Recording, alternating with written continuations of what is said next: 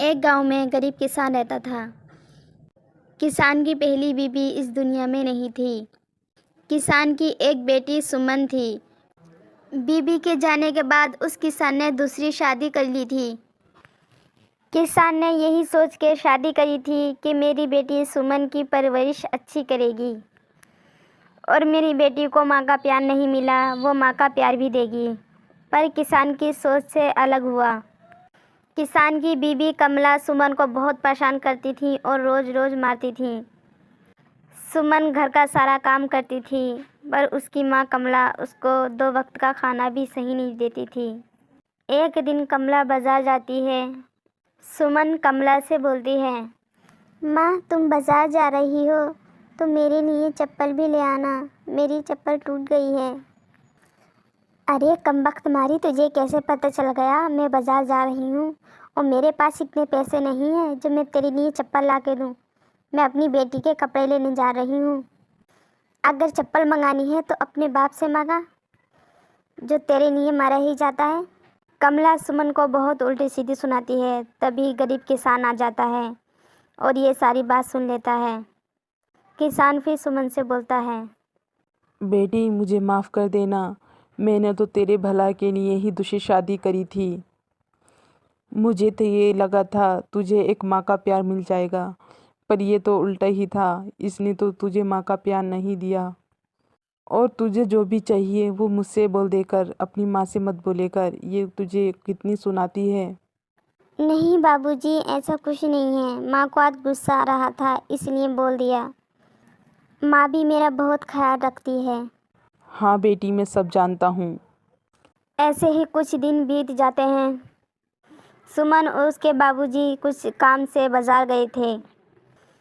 जैसे ही सुमन बाज़ार पहुंचती है, वहां पे देखती है एक आंटी की सारी सब्जियां गिर गई थी।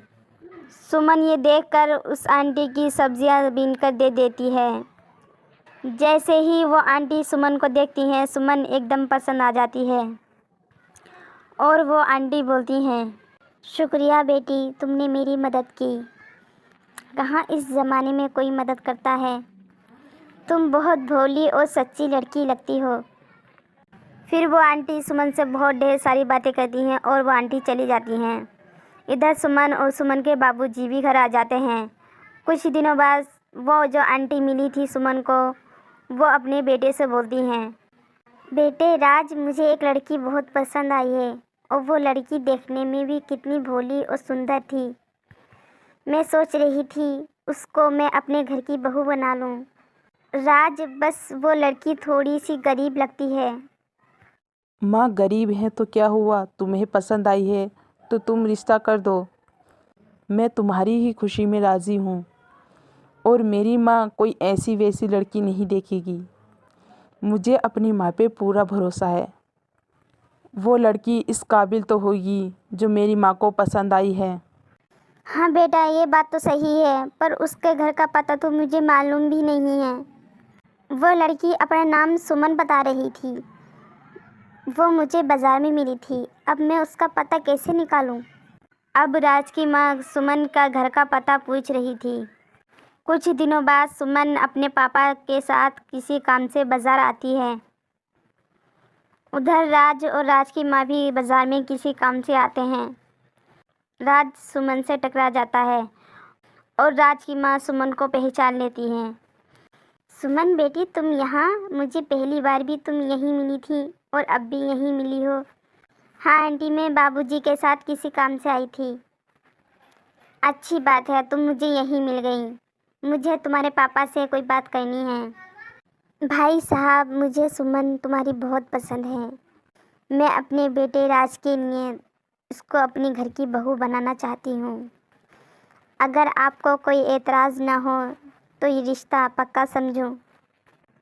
आंटी की ये बात सुनकर सुमन के पिताजी बहुत खुश होते हैं और वो इस रिश्ते को हाँ कर देते हैं। सुमन के पिताजी राज के परिवार को बहुत पहले से ही जानते थे। वो ख़ानदान अच्छा ख़ानदान था, इसलिए वो हाँ बोल देते हैं और राज की माँ से बोल देते हैं, सुनो बहन जी, तुम 1-2 दिन बाद मेरे घर आ जाना शादी की तारीख लेने। सुमन और सुमन के पिताजी घर पहुंच जाते हैं। सुमन बहुत खुश रहने लगी थी। तभी सुमन की माँ और छोटी बहन बोलती है, माँ तुमने ध्यान नहीं दिया, ये सुमन कितना खुश है। इसे ऐसी क्या चीज़ मिल गई जिसकी वजह से ये इतनी खुश है और पिताजी भी कुछ नहीं बता रहे। क्या माँ आपको कुछ मालूम है?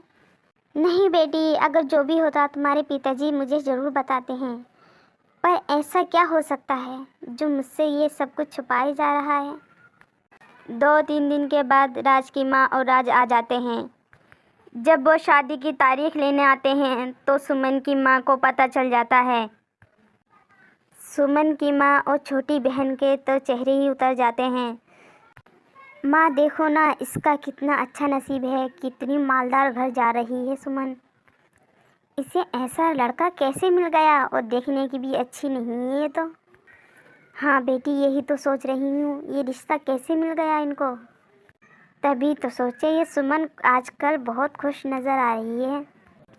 कुछ दिनों बाद सुमन की शादी हो जाती है। वो अपनी ससुराल पहुँच जाती है।